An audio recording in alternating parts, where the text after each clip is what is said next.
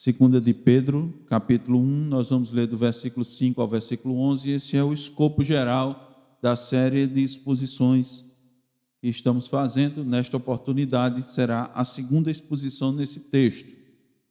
Segunda de Pedro, capítulo 1, a partir do versículo 5, diz a autoritativa palavra de Deus. Por isso mesmo vós, reunindo toda a vossa diligência, associai com a vossa fé a virtude, com a virtude o conhecimento, com o conhecimento o domínio próprio, com o domínio próprio a perseverança, com a perseverança a piedade, com a piedade a fraternidade, com a fraternidade o amor. Porque estas coisas, existindo em vós e em vós aumentando, fazem com que não sejais nem inativos, nem infrutuosos no pleno conhecimento de nosso Senhor Jesus Cristo. Pois aquele a quem estas coisas não estão presentes é cego, vendo só o que está perto, esquecido da purificação dos seus pecados de outrora. Por isso, irmãos, procurai com diligência cada vez maior confirmar a vossa vocação e eleição, porquanto, procedendo assim, não tropeçareis em tempo algum, pois desta maneira é que vos será amplamente suprida a entrada no reino eterno de nosso Senhor e Salvador Jesus Cristo. Amém. Oremos mais uma vez. Nosso Deus bendito, eis a tua palavra lida, Senhor. A palavra eterna, a palavra infalível, essa palavra que é representada como uma espada que penetra, Senhor, de forma profunda. E nós desejamos, ó Deus, que essa palavra faça sentido, Senhor, para nós nessa noite. O que nós te pedimos, ó Deus, é que não ocorra. Pedimos pela tua misericórdia, pelo teu favor. Pedimos por Cristo Jesus, que não ocorra, ó Deus, como está descrito na tua palavra, como alguns que ouviram essa palavra, mas nada lhes aproveitou. Nós te pedimos, ó Deus, que ela tenha proveito na vida de cada um dos que a ouvirá nesse momento. Faze isso, ó Deus, que o Senhor nos use para isso. Pedimos, ó Deus, porque dependemos de Ti, porque sabemos que carecemos, ó Deus, da unção do Teu Espírito para isso. Que não pronunciemos uma vogal sequer, ó Deus, senão dirigida pelo Teu Espírito, ó Deus, para que não haja desonra ao Teu nome, Senhor. Pelo contrário, desejamos enaltecer aqui Cristo Jesus, o Teu Filho bendito, claramente exposto nesse texto, ó Deus. Que o Senhor nos ajude, nos dirija, nos dê entendimento e também coração, Senhor, para receber a Tua palavra. Assim, Senhor, nós te oramos no nome de Jesus. Amém. A série, irmãos, de pregações nesse texto, nós demos o seguinte título: a necessária diligência para uma vida virtuosa. Essa é a segunda parte, ou o segundo sermão com esse título: a necessária diligência para uma vida virtuosa. O combate aos falsos ensinos, ele vai se dar por meio do verdadeiro ensino. É isso que Pedro está fazendo nessa segunda carta, ensinando adequadamente. Pedro está instrumentalizando esses irmãos. Que irmãos são esses? Quero lembrar, os mesmos irmãos da primeira carta, os irmãos da dispersão, no Ponto, na Galácia, na Bitínia, Capadócia. Esses irmãos que foram dispersos pela perseguição ao Evangelho, que deixaram as suas casas, suas residências, tiveram que partir, e a sua primeira carta, Pedro os consolou e também os instruiu, evidentemente, pastoralmente, a suportar os sofrimentos, as perseguições, olhando para Jesus Cristo, temos Cristo como a referência. Agora, ele está preparando esses irmãos, porque ele sabe que o inimigo das suas almas é sorrateiro, covarde e astuto.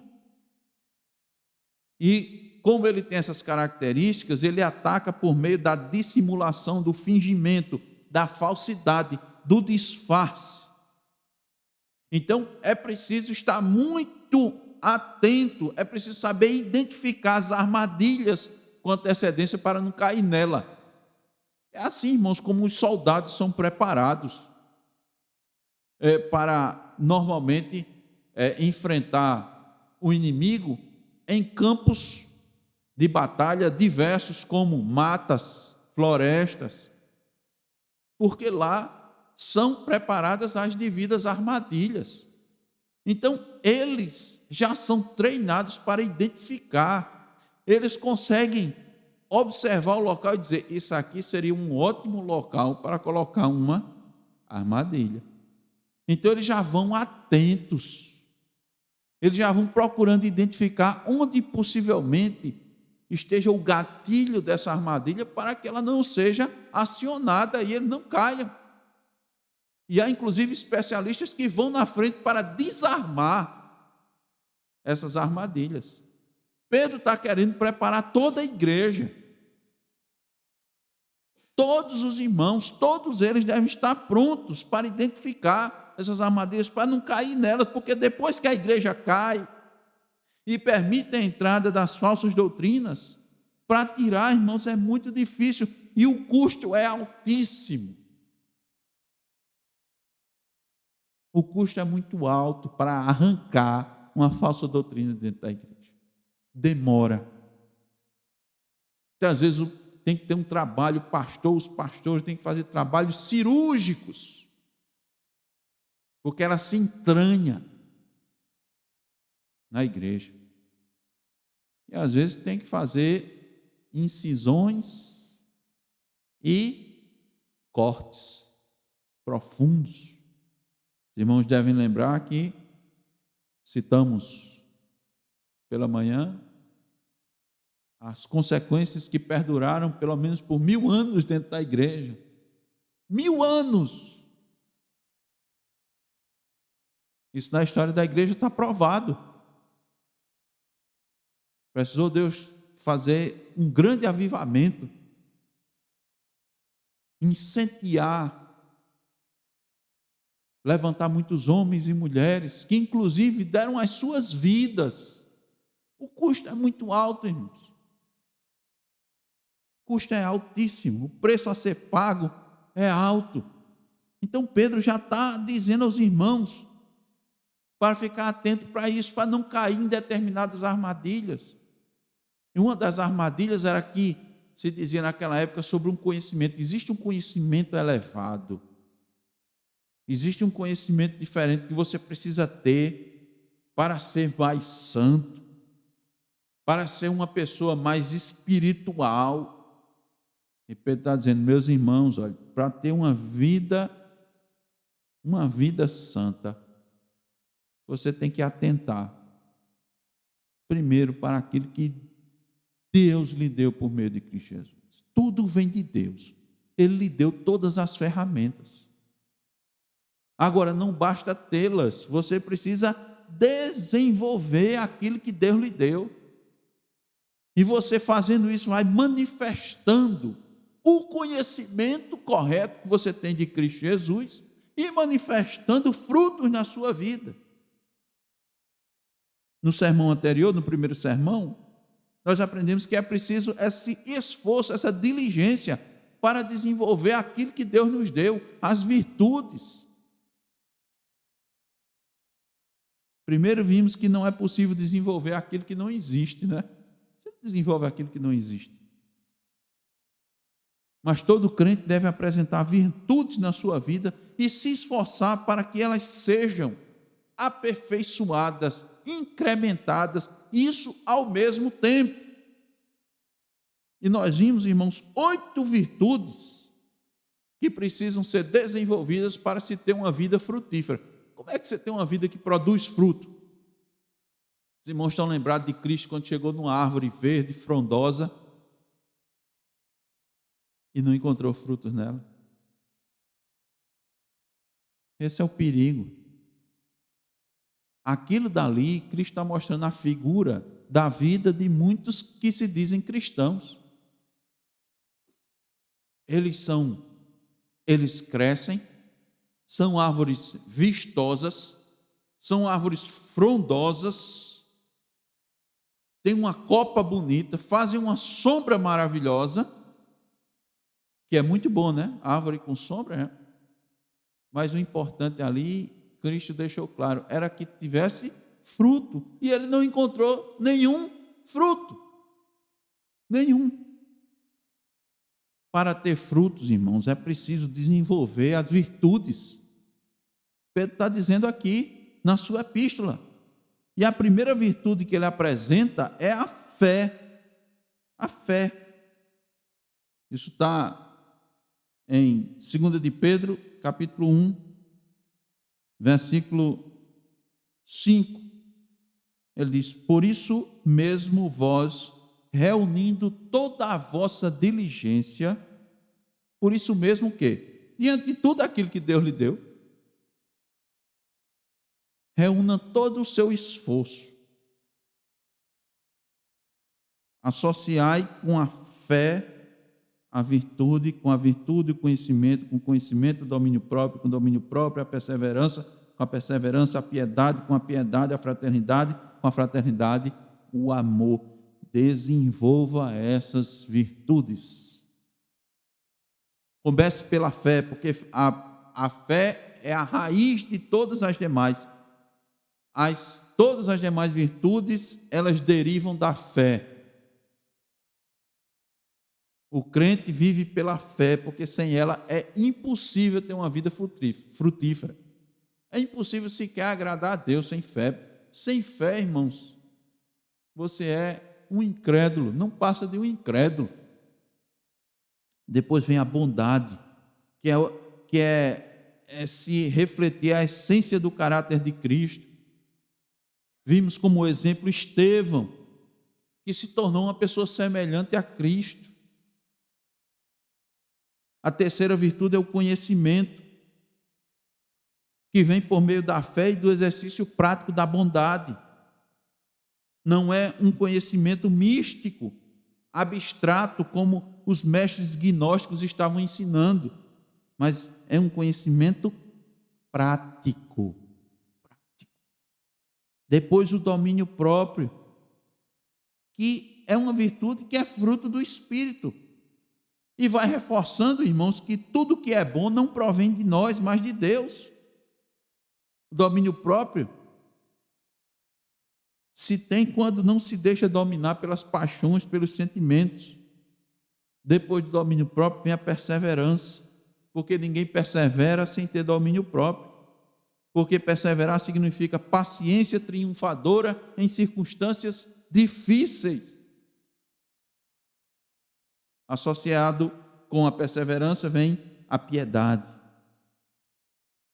O piedoso é aquele que não conduz sua vida com base nos valores desse mundo, mas naquilo com base no que Deus valoriza, porque ele é um cidadão dos céus. Piedoso valoriza aquilo que é espiritual. O piedoso não se conduz por meio das circunstâncias. Nós mostramos o exemplo de Noé, que em meio a uma geração totalmente corrupta, alheia a Deus, manteve-se firme ali. Homem piedoso, 100 anos pregando a palavra e fazendo como Deus determinou. Enquanto todos, irmão, quando eu digo todos, é absolutamente todos à sua volta faziam o contrário. Não é um ou outro, não. Só tinha Noé e sua família, o restante morreu. Depois da piedade, a fraternidade, que é uma expressão que no grego que no grego é Filadélfia, amor fraterno, aos irmãos, ao ponto de ser um amor que é superior àquele que nós demonstramos aos nossos familiares. E parece que repete, depois da fraternidade vem o amor. Não é repetido, porque esse amor aqui é exatamente igual àquele que Cristo demonstrou na cruz. É amar não por causa do objeto que vai ser amado, mas amar por aquilo que Deus é. Porque Deus é amor. No primeiro sermão vimos que devemos desenvolver essas virtudes. Mas temos mais outras diligências que nos são apresentadas neste texto, como necessárias a uma vida virtuosa. Eu quero apresentar duas para os irmãos nessa oportunidade, que elas estão contidas nos versículos 8 e 9 de 2 de Pedro, capítulo 1. Vejamos novamente o versículo 8. Porque estas coisas, que coisas? As virtudes. Entendeu, irmãos? Estas coisas, existindo em vós, e em vós aumentando, essa palavra aumentar no grego pode ser traduzida como superabundar. Fazem com que não sejais nem nativos, nem infrutuosos no pleno conhecimento de nosso Senhor Jesus Cristo. Veja, irmãos, para que se possa desenvolver as virtudes, nós dissemos, faz necessário que elas estejam presentes. Por isso que Pedro diz, porque estas coisas existindo em vós, o que é que vocês têm que fazer com elas? Ampliar, aumentar. Você tem que ser diligente. Veja, você antes tinha que ser diligente para desenvolver. Agora você tem que ser diligente para aumentar. Irmãos, a gente vai ver aqui que a ideia é que o crente jamais fica parado. O tempo todo o crente tem que estar num movimento de esforço, de contingência, de diligência. A Bíblia Deus jamais chamou, já disse isso aqui aos irmãos em pregações passadas, Deus jamais chamou uma pessoa, qualquer um que seja, das trevas para a luz, para esquentar banco ou cadeira de igreja. Aqui tem trabalho, tem o que fazer. E a ordem aqui é essa. A ordem aqui é essa. Estas coisas existindo em vós, aumentando, como é que elas aumentam? Quando você é diligente, pelo esforço. É responsabilidade do crente desenvolver aquilo que ele recebeu gratuita e bondosamente das mãos de Deus. Ele desenvolve, mas não para. Veja, desenvolver já é algo, interessante, mas não deve parar. Além de desenvolver, e lembre os irmãos, o desenvolvimento de maneira conjunta, integrada, articulada, para se ter uma vida virtuosa. E Deus não quer só que elas interajam entre si, Deus quer ver as implicações práticas desse desenvolvimento. O que essas virtudes podem gerar? Ou será que elas se desenvolvem e isso basta? Não. Pense comigo. O que se espera de uma criança quando ela é bem nutrida? Quando ela é cuidada adequadamente? Quando os pais cuidam da sua saúde, do seu asseio, da sua alimentação, o que é que se espera dela? Quando os pais se alimentam e cuidam, é que ela tem um crescimento saudável. Não é verdade? Até os pediatras vão verificando. Quando vai, verifica o peso, a altura, vê se está mais ou menos compatível, né, com o desenvolvimento que se espera. Mas os pais esperam só crescimento do ponto de vista físico? Não. Além de crescer, a criança precisa se desenvolver intelectualmente para que ela vá se tornando autônoma, independente, ela consiga fazer as coisas. Você diga alguma coisa para ela e ela vá lá e execute, faça. Chegando ao ponto de que você sequer precise mais mandar ela fazer. Ela naturalmente vai fazer. Por quê? Porque ela já tem as condições físicas, mentais, intelectuais para fazer. Então os pais esperam que ela apresente os resultados desse crescimento físico e mental. Diz, esse menino já devia estar fazendo isso, essa menina já deveria estar fazendo essas coisas sozinho. Ela já cresceu, está alimentada. Ou seja, os pais esperam que ela apresente frutos. Em outras palavras, elas deem frutos. Assim, irmãos, também ocorre no âmbito espiritual. A partir do versículo 8, o apóstolo Pedro vai nos mostrar as implicações práticas que se espera de um cristão. Ou seja, sua diligência de se manter para que ele amplie as virtudes, para que essas virtudes cresçam.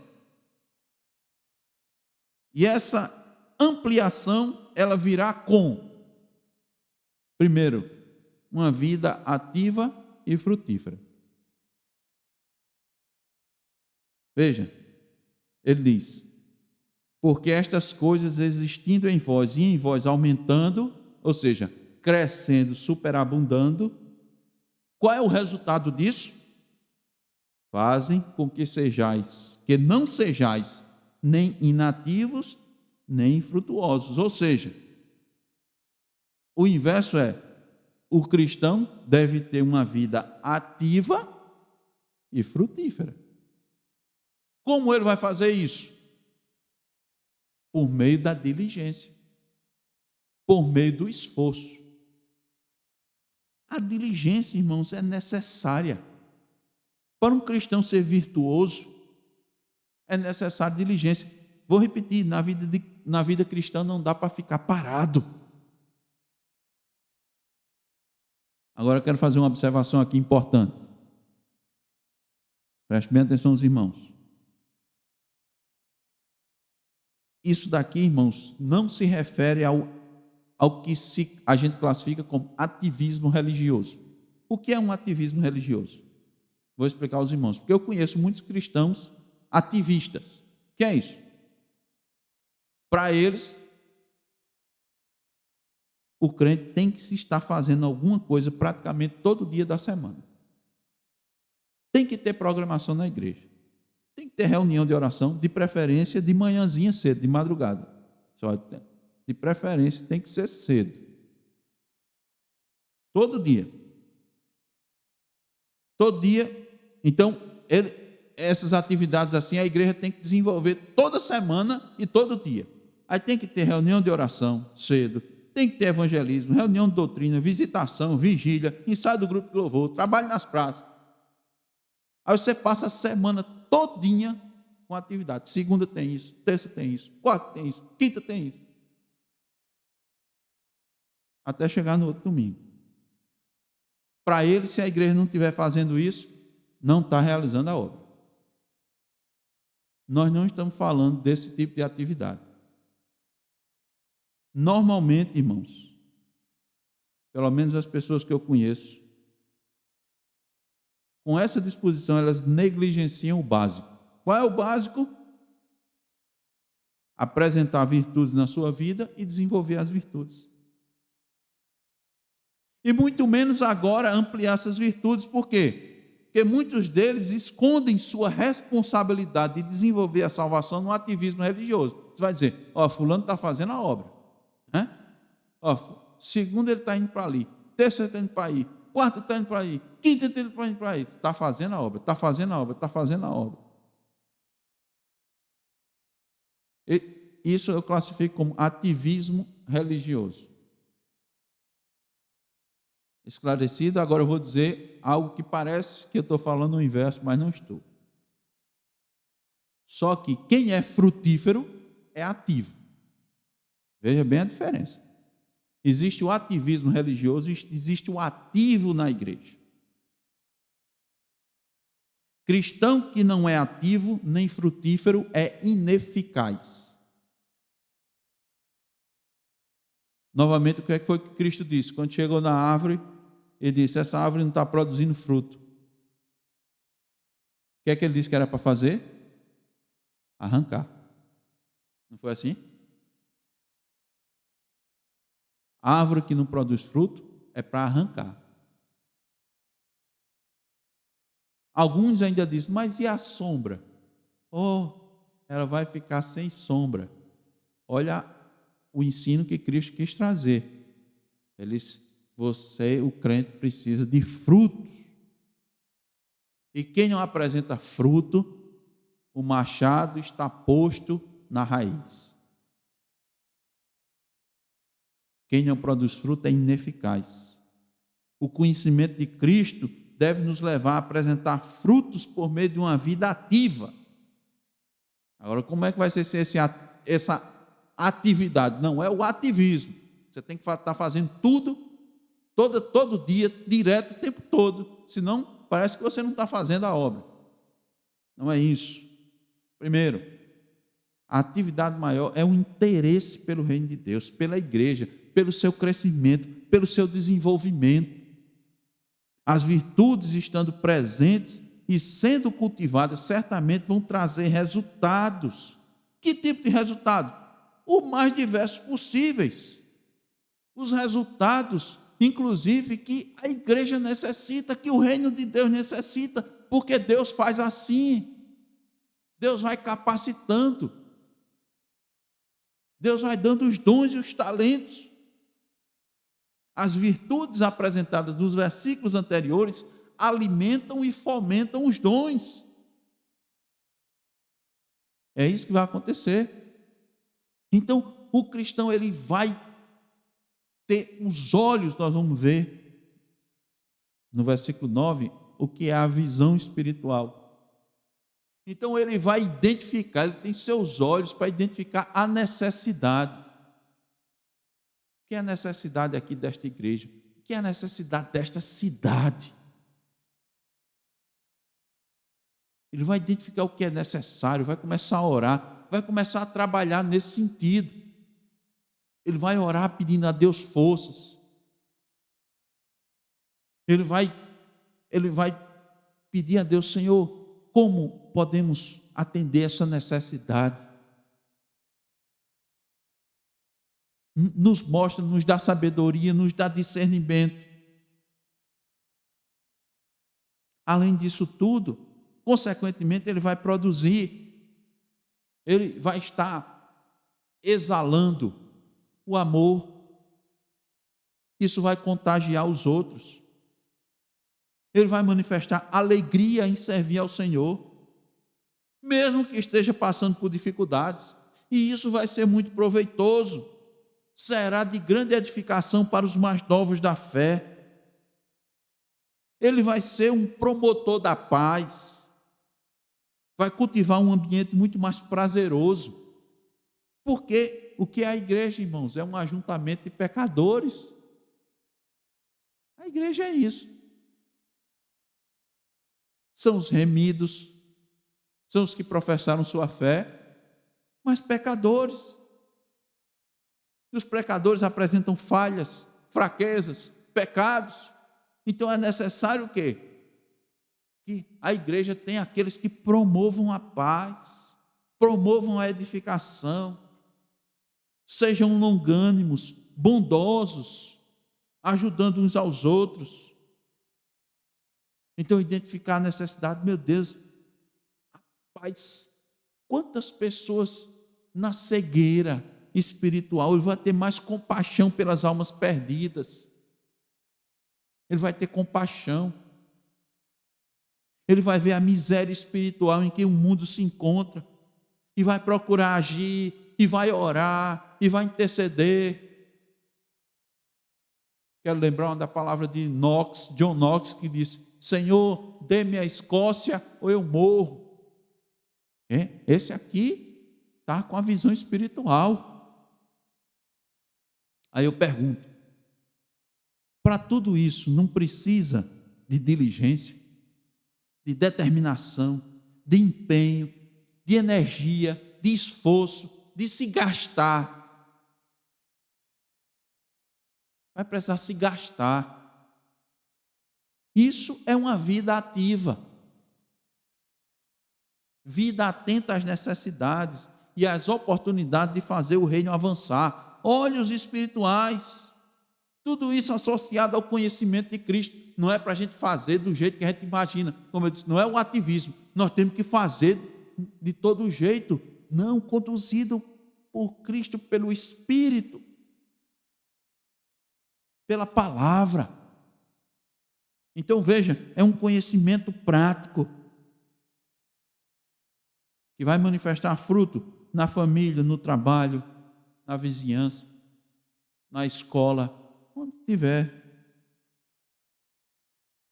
Esse não é um conhecimento místico, abstrato, baseado em visões, sonhos, experiências, sentimentos, sensações, bem característico dos gnósticos, e que podemos identificar fortemente ainda nos nossos dias, em determinados grupos evangélicos.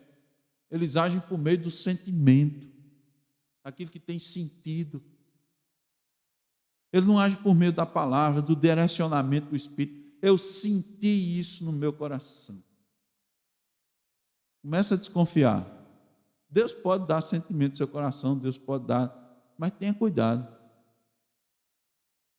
Porque senão, isso pode estar vindo simplesmente do seu sentimento e não sendo guiado pelo Espírito Santo. A diligência numa vida ativa e frutífera. Há algo que pode tornar a vida do crente infrutífera? Pode. Pode. Lá em Marcos 4,19, o próprio Cristo disse: os cuidados do mundo, a fascinação da riqueza e as demais ambições, concorrendo, sufocam a palavra, ficando ela infrutífera. Quando nossa mente está voltada para o reino, nós promovemos o crescimento desse reino, porque será fruto do crescimento das nossas próprias vidas. Então, a ampliação das virtudes vai vir com uma vida ativa e frutífera. Mas também, em segundo lugar, segunda lição, por meio de uma vida de discernimento espiritual. Observe o versículo 9. Pois aquele a quem estas coisas não estão presentes é cego, vendo só o que está perto, esquecido da purificação dos seus pecados de outrora. Preste atenção nisso aqui. O apóstolo Pedro não está falando para o mundo, está falando para a igreja. Ele está dizendo que miopia e astigmatismo espiritual estão presentes na vida dos crentes. Esses são os frutos de quem não tem discernimento espiritual. Isso é a consequência de quem não desenvolve a sua salvação. Quem não desenvolve a sua salvação fica míope. Aqui, ó. Pois aquele a quem estas coisas não estão presentes, por que é que não está presente? Por que não aparece? Por que não se vê? Por que não se experimenta? Não desenvolveu, murchou, sufocou. A palavra veio e foi sufocada. Irmãos, estar na igreja ou mesmo figurar no rol de membros não garante que estamos arrolados no livro da vida. O apóstolo Paulo recomenda: examinai-vos a vós mesmos se realmente estáis na fé. Provai-vos a vós mesmos, está lá em 2 Coríntios 13, versículo 5, a parte A. Existem igrejas que apresentam o perfil de um cristão como alguém que não dança, não vai ao cinema, não bebe, não fuma, como se isso fosse muito importante para o reino de Deus, disse R.C. Sproul. Devemos ser muito diligentes no esforço de ampliar as virtudes apresentadas na Escritura. E o texto aqui, irmãos, no original é interessante. Nossa tradução diz assim, olha só: pois aquele a quem estas coisas não estão presentes é cego, vendo só o que está perto. Mas vamos parar um pouquinho. Um cego vê o que está perto? O cego não enxerga nada.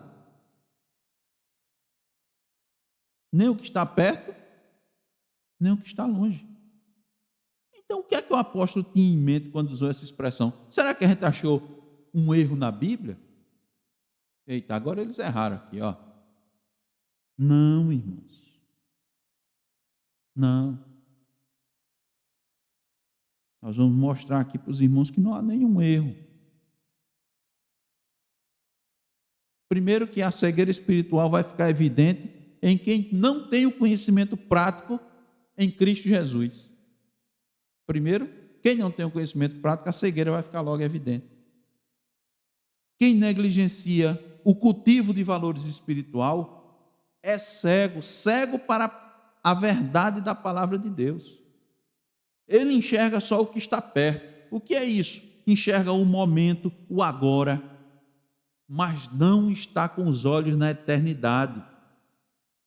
Ele enxerga algumas coisas de forma embaçada, como um míope, e para outras ele é completamente cego. Irmãos, nós temos o exemplo de uma igreja assim na Bíblia. Sua cegueira era tão grande que ela pensava ser rica, ser abastada e que não precisava de nada. Uma igreja toda. Mas sua situação real foi descrita por Cristo como: nem sabes que tu és infeliz? Sim, miserável, pobre, cego e nu.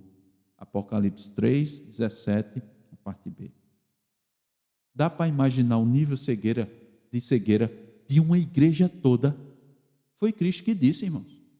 E Cristo faz o diagnóstico correto. Corretíssimo, ele não erra. Mas toda a igreja está dizendo: nós somos ricos e abastados. E Cristo diz: vocês são cegos. É essa cegueira aqui que Pedro estava falando. Isso não aconteceu só com esta específica igreja, não. Acontece com muitas.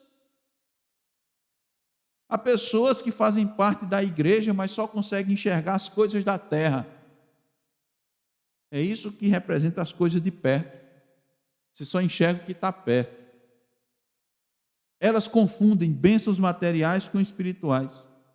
Cultivam determinados valores terrenos e os confundem com espirituais porque não conseguem enxergar adequadamente.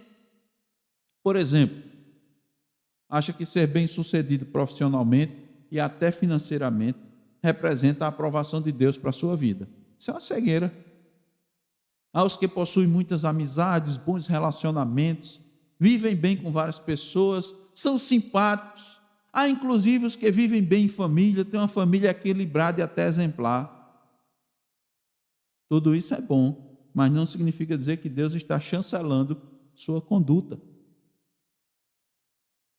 Há igrejas lotadas, cheias, que realizam muitos eventos, que fazem trabalhos sociais, que possuem boa reputação na cidade, mas não significa que possuem a chancela de Deus.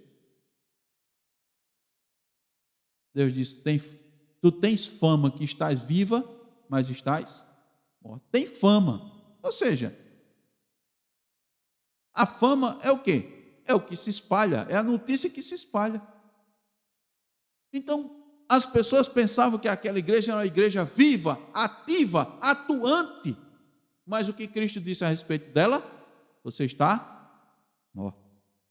De maneira individual, lá em 1 de João 2,11, podemos ver o exemplo de um homem que diz estar andando na luz, mas odeia seu irmão, como uma pessoa que tropeça na escuridão, porque as trevas lhe cegaram os olhos. Cegueira espiritual. Achava que andava na luz.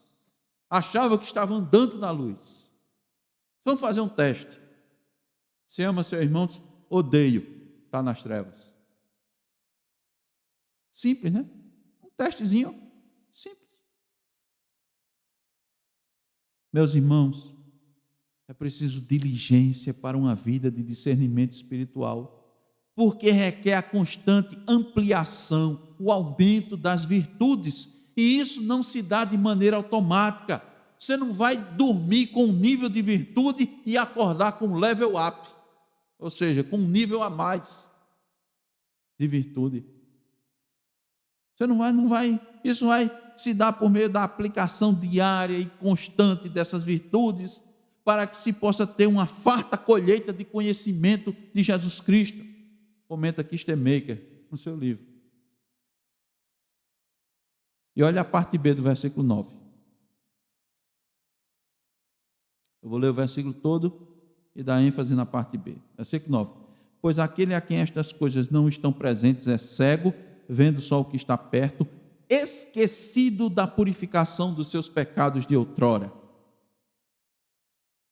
Isso quer dizer que a falta de desenvolvimento da salvação, do esforço, dessa diligência, leva ao esquecimento de que um dia a pessoa foi purificada dos seus pecados. Esse esquecimento traz a ruína espiritual, porque a lembrança da graça recebida se vai. A obra da cruz sai da mente. A hediondez do seu pecado é transformada num pecadinho qualquer em seu entendimento, com consequências menores. Eu fiz aqui um comparativo, irmãos, com a nossa justiça. Existem pecados classificados como hediondos, onde a pena é muito maior.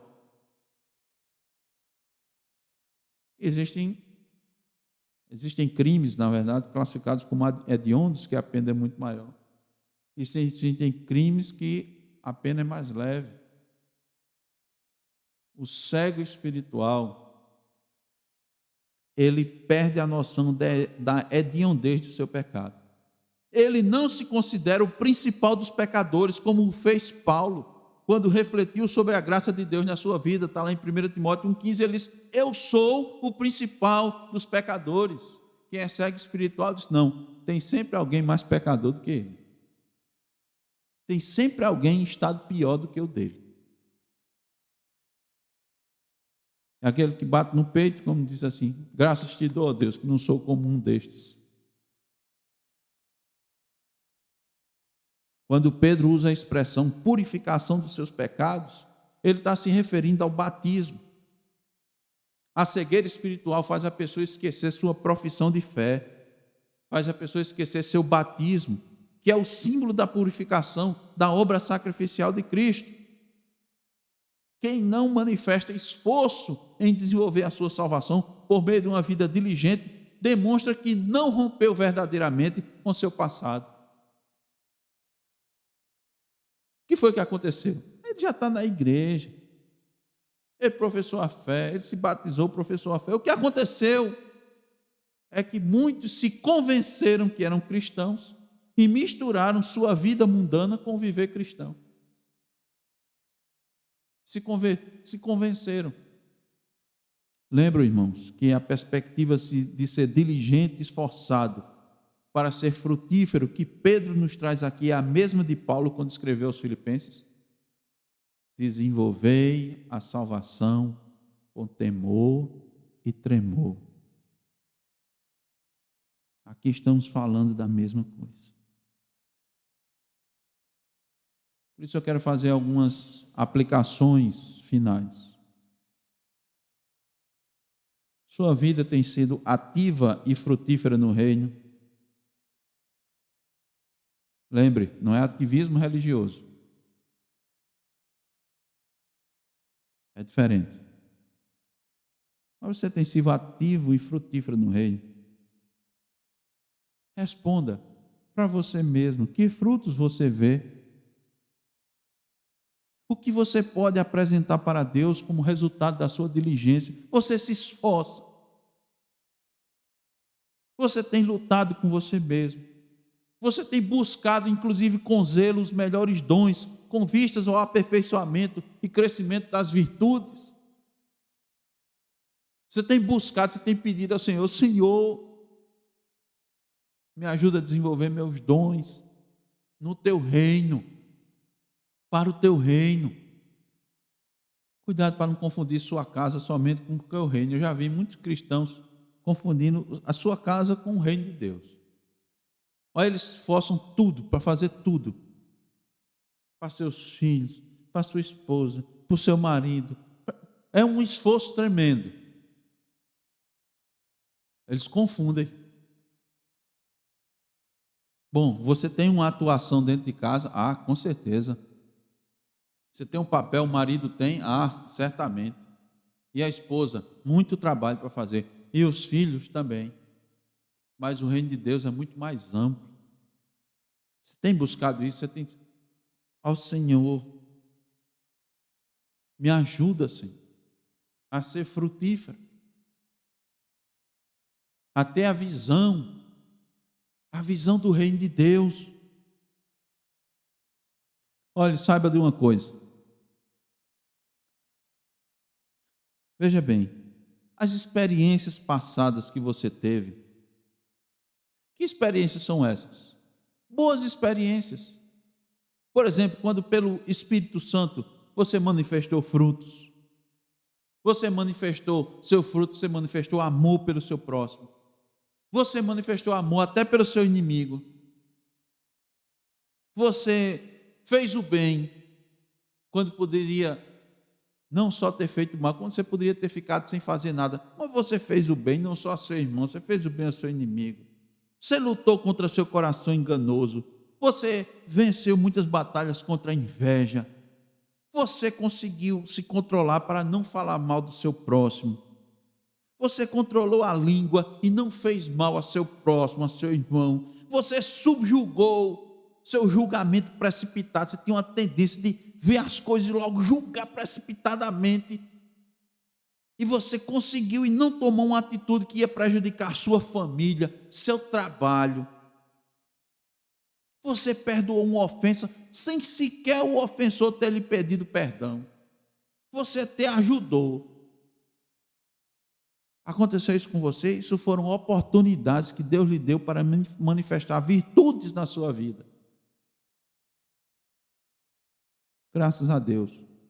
Mas eu tenho uma coisa para dizer para você: não basta isso. Não.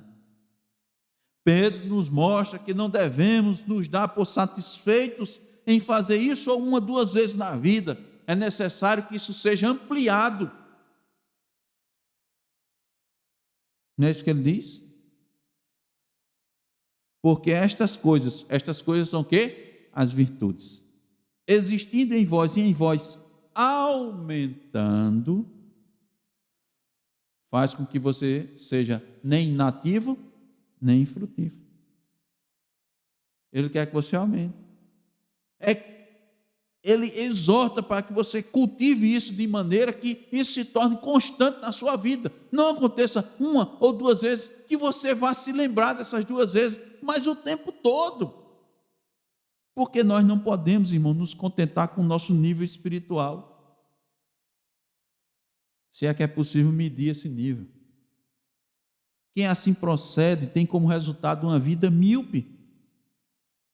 Quando a gente se contenta com o que se faz de bom, a gente para de crescer espiritualmente e começa a regredir. É assim, irmão, na vida espiritual. Ou você está crescendo, subindo, ou você está descendo. Você não consegue parar. É como subir uma ladeira de bicicleta. Você tem que se ficar em movimento, né? Se você parar, você bota o pé no chão, você cai. Tem que continuar. Quando você se contenta, o reino de Deus começa a se perder no horizonte e as coisas da terra passam a ter lugar na sua visão. Isso é muito perigoso. Então, cuidado para não ficar dizendo, eu já ouvi isso, irmãos. Cuidado. Já ouvi a pessoa dizer, ainda bem que isso não aconteceu comigo no passado, senão o resultado teria sido outro. Meu irmão, quando você diz isso aqui, você está querendo ressuscitar o homem que foi sepultado no batismo, nas águas do batismo. Você está querendo, você está doido que ele se levante. Ainda bem que isso não... Olha, porque se fosse no passado, meu irmão, eita que o negócio ia ser muito diferente. Está aí, ó. Cuidado. Não esqueça do exemplo da igreja de Laodiceia. Ela pensava ser rica e abastada. E achava que não precisava de mais nada. Cuidado para você não achar que não precisa mais de crescer, de desenvolver, de não fazer o esforço na oração, na leitura, na meditação e na aplicação da palavra de Deus na sua vida. Cuidado! A igreja de Laodiceia parou na sua diligência, no seu esforço de apresentar frutos, ficou satisfeita. E o resultado disse: tu és miserável, não sabes, mas és miserável, cego, pobre e nu. Faça um exame para ver se os frutos do Espírito estão na sua vida. Veja em que você tem gastado suas energias. Em que você gasta suas energias? Para desenvolver as virtudes? Para desenvolver a fé, a bondade, o conhecimento, o domínio próprio, a perseverança, a piedade, a fraternidade e o amor? Porque, irmãos, para ter uma vida virtuosa, para ter uma vida frutífera, é por meio de esforço. Não tem outra forma. Nosso desejo é que Deus lhe dirija nessa disposição de espírito, nesse empenho. Empenhe-se em manifestar essas virtudes na sua vida. Amém.